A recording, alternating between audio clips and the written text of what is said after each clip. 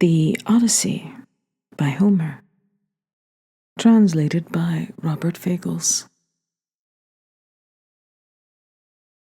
Book the 6th. The Princess and the Stranger.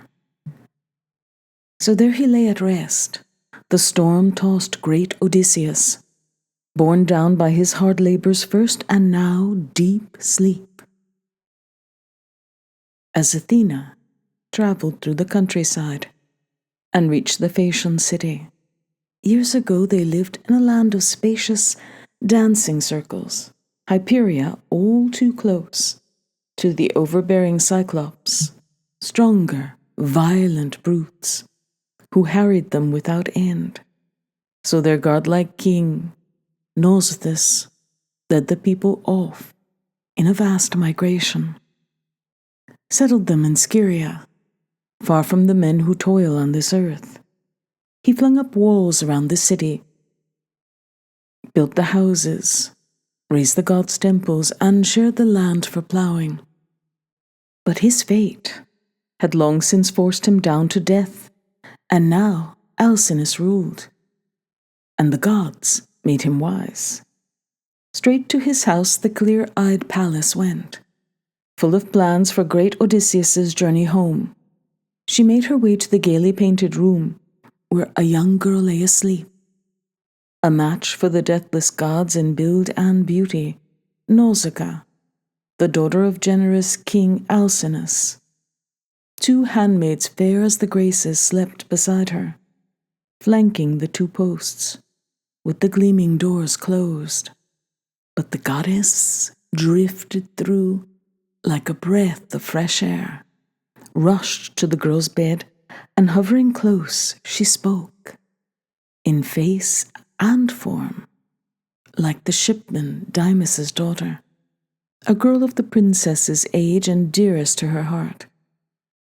Disguised, the bright-eyed goddess chided, "Nausicaa, how could your mother bear a careless girl like you? Look at your fine clothes, lying here neglected, with your marriage not far off. The day you should be decked in all your glory and offer elegant dress to those who form your escort. That's how a bride's good name goes out across the world, and it brings her father and queenly mother joy. Come, let's wash these clothes at the break of day. I'll help you. Lend a hand, and the work will fly. You won't stay unwed long. The noblest men in the country court you now, all Phaeacians just like you, Phaeacia born and raised. So come, first thing in the morning, press your kingly father to harness the mules and wagon for you, all to carry your sashes, dresses, glossy spreads for your bed. It's so much nicer for you to ride than go on foot. The washing pools are just too far from town." With that, the bright-eyed goddess sped away to Olympus, where they say the gods' eternal mansion stands unmoved, never rocked by gale winds, never drenched by rains, nor do the drifting snows assail it. No, the clear air stretches away without a cloud, and a great radiance plays across that world where the blithe gods live all their days in bliss. There Athena went. Once the bright-eyed one had urged the princess on. Dawn soon rose on her splendid throne, and woke Nausicaa, finely gowned. Still beguiled by her dream, down she went through the house, to tell her parents now, her beloved father and mother. She found them both inside. Her mother sat at the hearth with several waiting women, spinning yarn on a spindle, lustrous sea-blue wool. Her father she met as he left to join the lords at a council island nobles asked him to attend. She stepped up close to him, confiding, "Daddy dear, I wonder, won't you have them harness a wagon for me, the tall one with the good smooth wheels, so I can take our clothes to the river for a washing? Lovely things, but lying before me all soiled. And you yourself, sitting among the princes, debating points at your council, you really should be wearing spotless linen. Then you have 5 sons, full grown in the palace. 2 of them married, but 3 are lusty bachelors, always demanding crisp shirts, fresh from the wash, when they go out to dance. Look at my duties. That all rests on me. So she coaxed, too shy to touch on her hopes for marriage, young, warm hopes, in her father's presence. But he saw through it all and answered quickly, I won't deny you the mules, my darling girl. I won't deny you anything. Off you go. And the men will harness a wagon, the tall one with the good, smooth wheels, fitted out with a cradle on the top. With that, he called to the stablemen, and they complied. They trundled the wagon out now, rolling smoothly, backed the mule team into the traces, hitched them up, while the princess brought her finery from the room and piled it into the wagon's polished cradle. Her mother packed a hamper, treats of all kinds, favorite things to refresh her daughter's spirits, poured wine in a skin, and as Nausicaa climbed aboard, the queen gave her a golden flask of suppling olive oil for her and her maids to smooth on after bathing. Then, taking the whip in hand and glistening reins, she touched the mules to a start, and out they clattered, trotting on at a clip, bearing the princess and her clothes, and not alone. Her maids went with her, stepping briskly too. Once they reached the banks of the river, flowing strong, where the pools would never fail, with plenty of water cool and clear, bubbling up and rushing through to scour the darkest stains. They loosed the mules out from under the wagon yoke and chased them down the river's rippling banks to graze on luscious clover.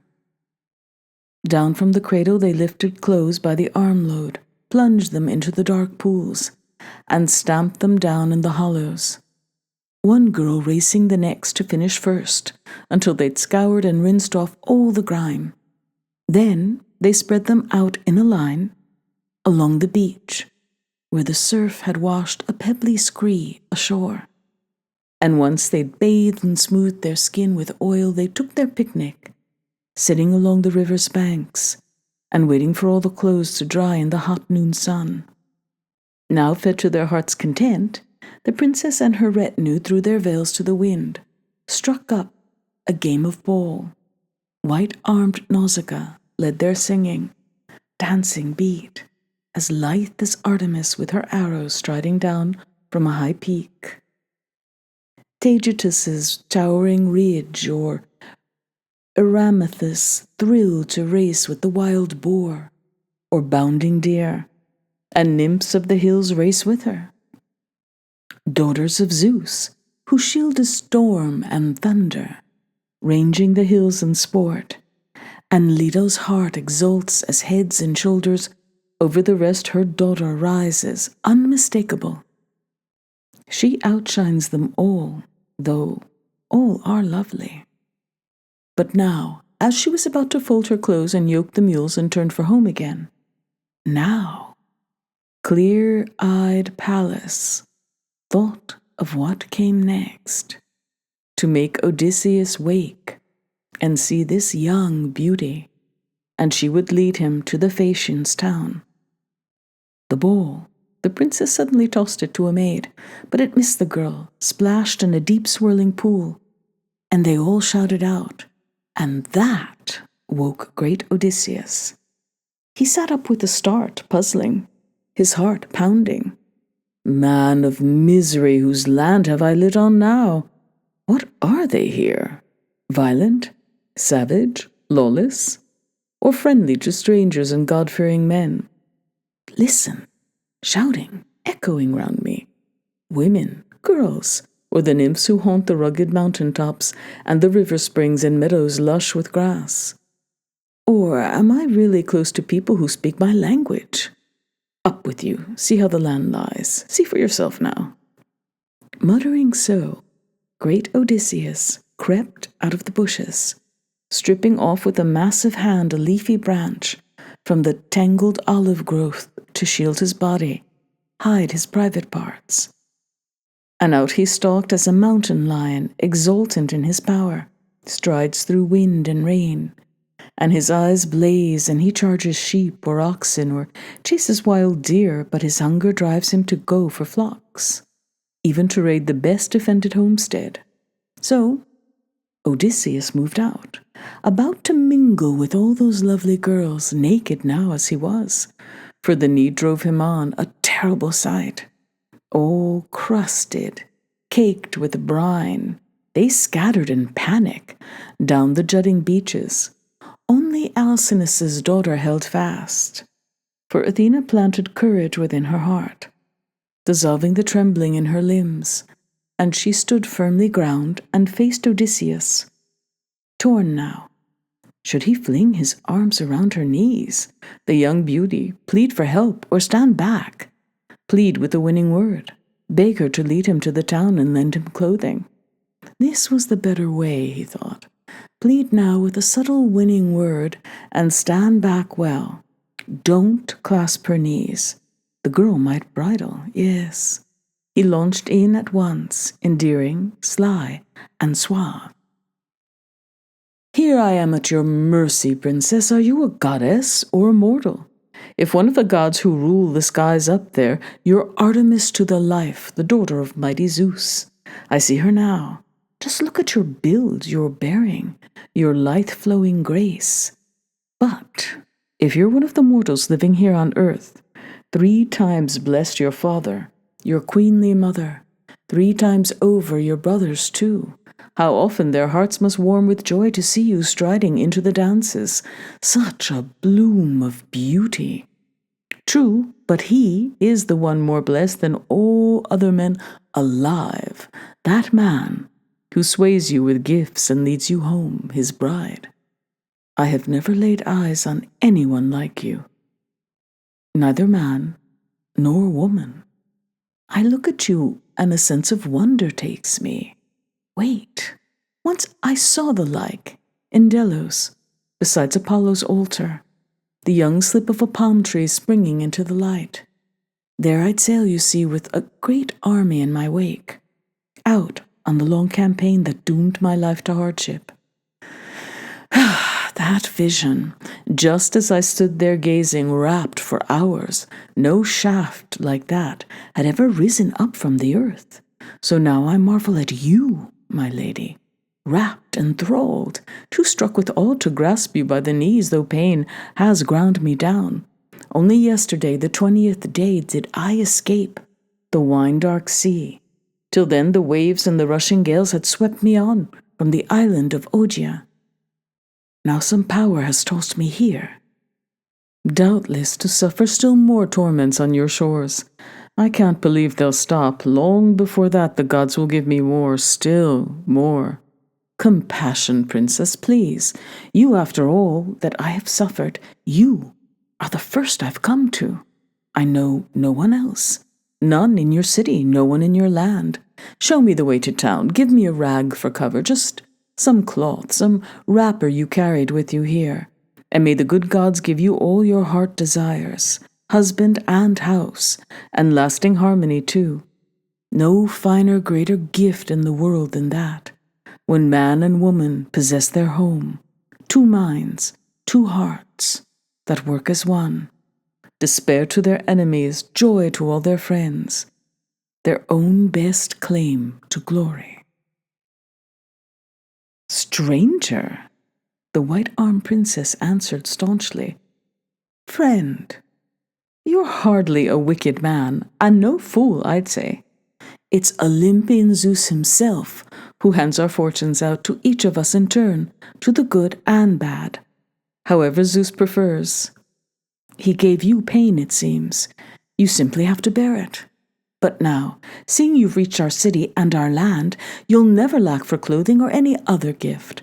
The right of worn-out suppliants come our way. I'll show you our town, tell you our people's name. Phaeacians we are, who hold this city, and this land, and I am the daughter of generous King Alcinous. All our people's power stems from him." She called out to her girls with lovely braids, "Stop, my friends, why run when you see a man? Surely you don't think him an enemy, do you? There's no one alive, there never will be one, who'd reach Phasian soil and lay it waste. The immortals love us far too much for that. We live too far apart, out in the surging sea, off at the world's end. But here's an unlucky wanderer, strayed our way, and we must tend him well. Every stranger and beggar comes from Zeus, and whatever scrap we give him, he'll be glad to get. So quick, my girls, give our newfound friend some food and drink, and bathe the man in the river, wherever you find some shelter from the wind." At that, they came to a halt, and teased each other on, and led Odysseus down to a sheltered spot, where he could find a seat. Just as great Alcinous's daughter told them, they laid out cloak and shirt for him to wear. They gave him the golden flask of suppling olive oil, and pressed him to bathe himself in the river's stream. Then thoughtful Odysseus reassured the handmaids, "Stand where you are, dear girls, a good way off, so I can rinse the brine from my shoulders now, and rub myself with oil. How long it's been since oil touched my skin! But I won't bathe in front of you, I would be embarrassed, stark naked before young girls with lovely braids." The handmaids scurried off to tell their mistress. Great Odysseus bathed in the river, scrubbed his body clean of brine that clung to his back and broad shoulders, scoured away the brackish scurf that caked his head, and then, once he had bathed all over, rubbed in oil and donned the clothes the virgin princess gave him. Zeus's daughter Athena made him taller to all eyes, his build more massive now, and down from his brow she ran his curls like thick hyacinth clusters, full of blooms. As a master craftsman washes gold over beaten silver, a man the god of fire and Queen Athena trained in every fine technique, and finishes off his latest effort, handsome work. So she lavished splendor over his head and shoulders now, glistening in his glory, breathtaking, yes, and the princess gazed in wonder, then turned to her maids with lovely braided hair.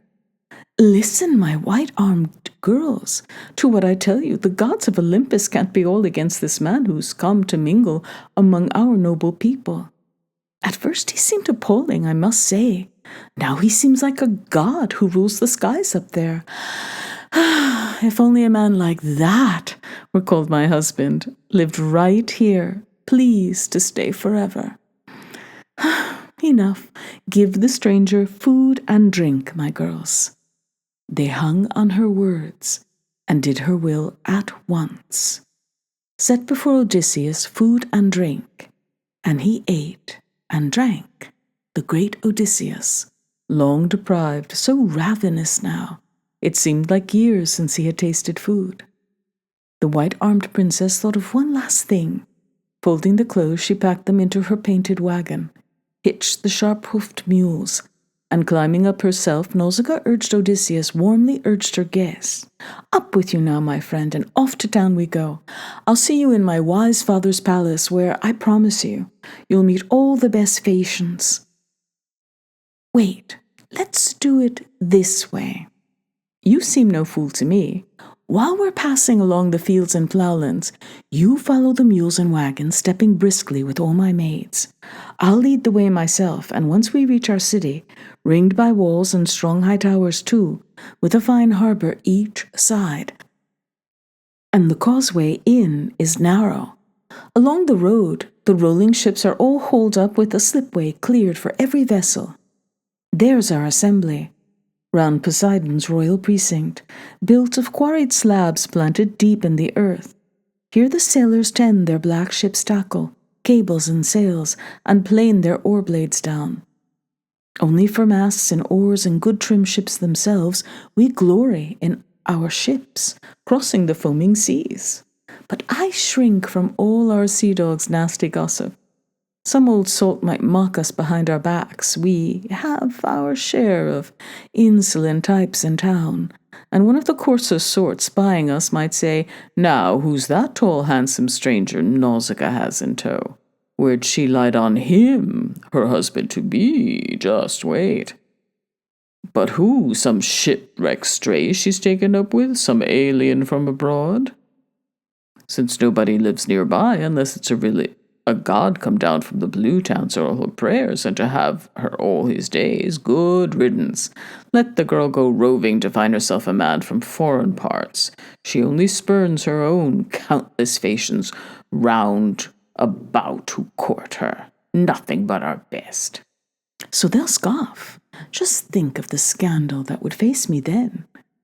I'd find fault with a girl who carried on that way, flouting her parents' wishes, father, mother, still alive, consorting with men before she tied the knot in public. No, stranger, listen closely to what I say. The sooner to win your swift voyage home at my father's hands. Now, you'll find a splendid grove along the road, poplars, sacred to Pallas. A bubbling springs inside and meadows run round it. There lies my father's estate, his blooming orchard too, as far from town as a man's strong shout can carry. Take a seat there, wait a while, and give us time to make it into town and reach my father's house. Then, when you think we're home, walk on yourself to the city. Ask the way to my father's palace, generous King Alcinous. You cannot miss it. Even an innocent child could guide you there. No other Phaeacian's house is built like that. So grand, the palace of Alcinous, our great hero. Once the mansion and courtyard have enclosed you, go beside the hearth. She sits in the fire's glare, spinning yarn on a spindle, sea blue wool. A stirring sight, you'll see. She leans against a pillar.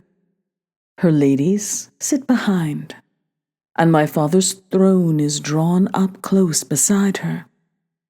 There he sits and takes his wine. A mortal, like a god. Go past him.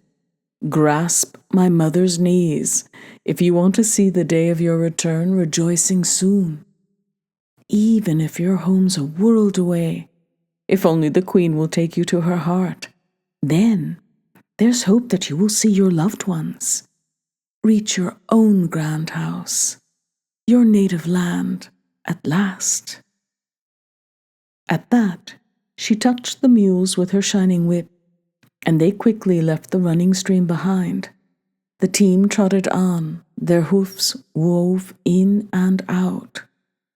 She drove them back with care so all the rest, maids and Odysseus, could keep the pace on foot, and she used the whip discreetly. The sun sank as they reached the hallowed grove, sacred to Athena, where Odysseus stopped and sat and said a prayer at once to mighty Zeus's daughter. Hear me, daughter of Zeus, whose shield is thunder, tireless one, Athena. Now hear my prayer at last, for you never heard me then, when I was shattered, when the famous god of earthquakes wrecked my craft. Grant that here among the Phaeacian people I may find some mercy and some love. So he prayed, and Athena heard his prayer, but would not yet appear to him undisguised. She stood in awe of her father's brother, Lord of the sea, who still see the dawn, still churning with rage against the great Odysseus, till he reached his native land.